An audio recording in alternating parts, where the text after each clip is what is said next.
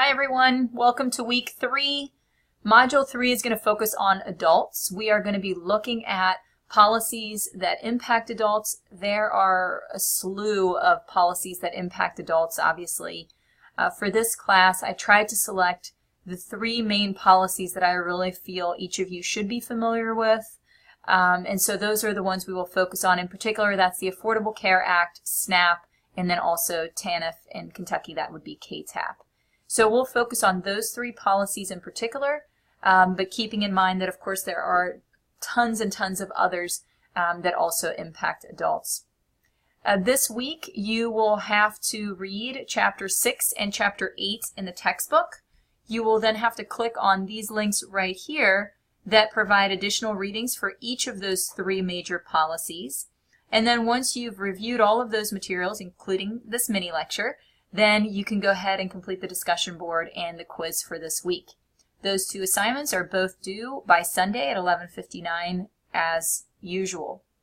What I'd like to do now is just review the PowerPoint with you briefly. Let me pull that up for us to look at. There we go. Okay, so again, this week in Module 3, we're looking at policies that impact adults. Now again, we have to keep in mind that there are hundreds of policies, if not more, thousands of policies that impact adults. What we are doing is we're selecting 3 big policies, that being the Affordable Care Act, the Supplemental Nutrition Assistance Program, which is SNAP, and Temporary Aid to Needy Families, TANF, and in Kentucky that's referred to as KTAP. Those are the 3 big policies we're focusing on. The other thing we need to recognize is that while policies can primarily impact an adult, the reality is that if a policy impacts an adult, then that policy will indirectly impact anybody else that lives in the household with that adult. So if there are dependent children or dependent adults living in that household, they will be indirectly impacted by these policies as well. And that's important for us to recognize.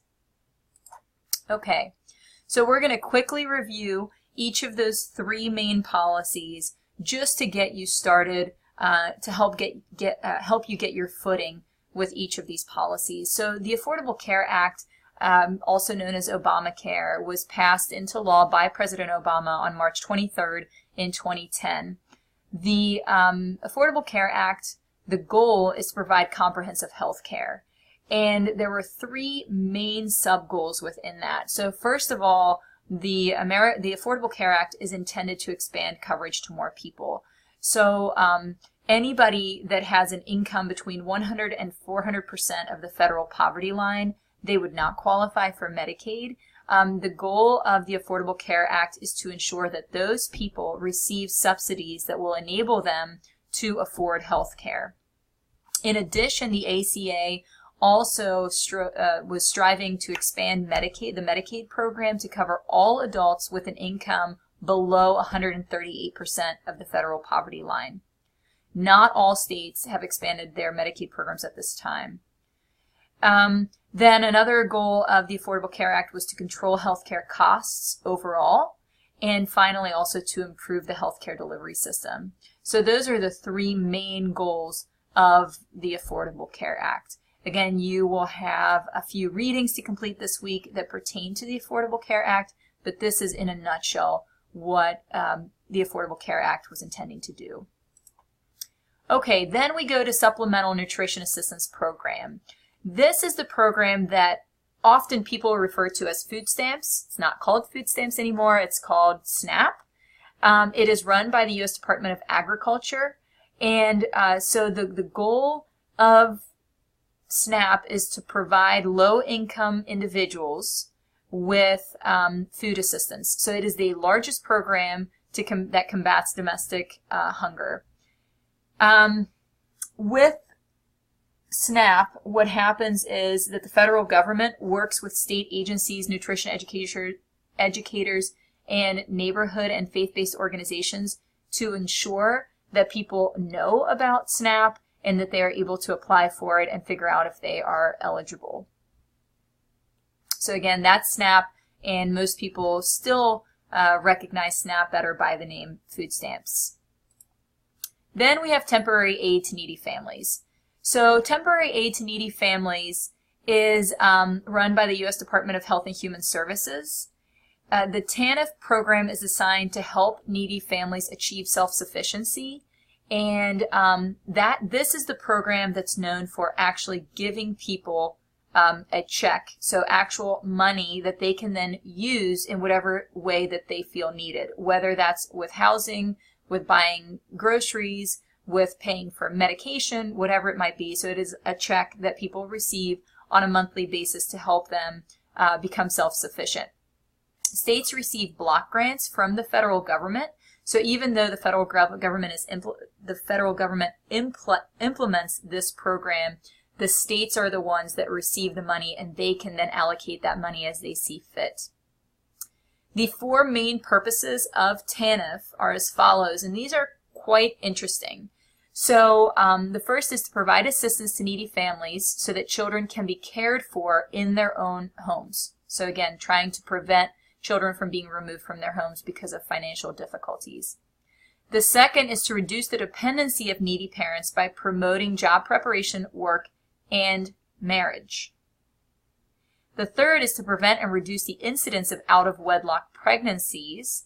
And the fourth is to encourage the formation and maintenance of 2-parent families. So again, I just want to stop here for a second. Ultimately, TANF has good intentions, right? The intended consequences are very good in the sense that it is trying to promote self-sufficiency. It is trying to help people get the training they need to then get a good job that can help them pay for their monthly bills. And it also provides cash assistance in that time when they are receiving that training. All of those are great intentions. However, from a social work perspective, when we then look at especially goal 3 and 4 that really focus on trying to encourage a traditional family structure where you don't want out-of-wedlock pregnancies, you want to make sure that there are 2-parent families, that's not necessarily the choice that a person might make. I may choose to adopt a child as a single parent.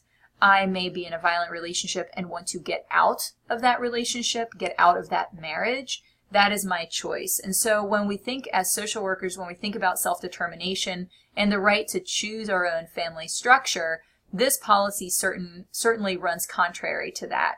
So again, keep in mind with this policy that while the intent initially may be good, or the overall intent may be good, there are certainly some aspects of this policy that run contrary to social work values.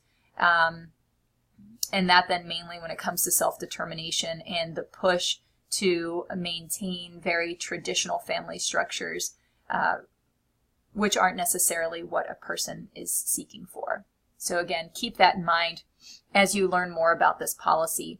This policy, again, has been found to be quite problematic for victims of domestic violence who are seeking to leave that relationship but then would potentially be financially penalized if they left that marriage.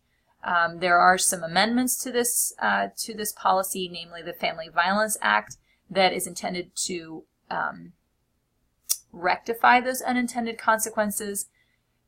That's not necessarily working out perfectly, though. So again, feel free to be critical of any and all of these policies that we review in this class. None of them are perfect.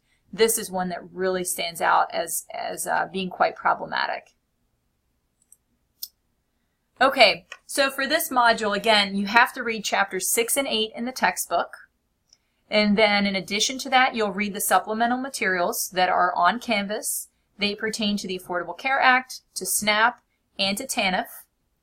Once you've reviewed all of those materials, then you're ready to complete the discussion board and the quiz. And again, those would be due on Sunday at 11:59.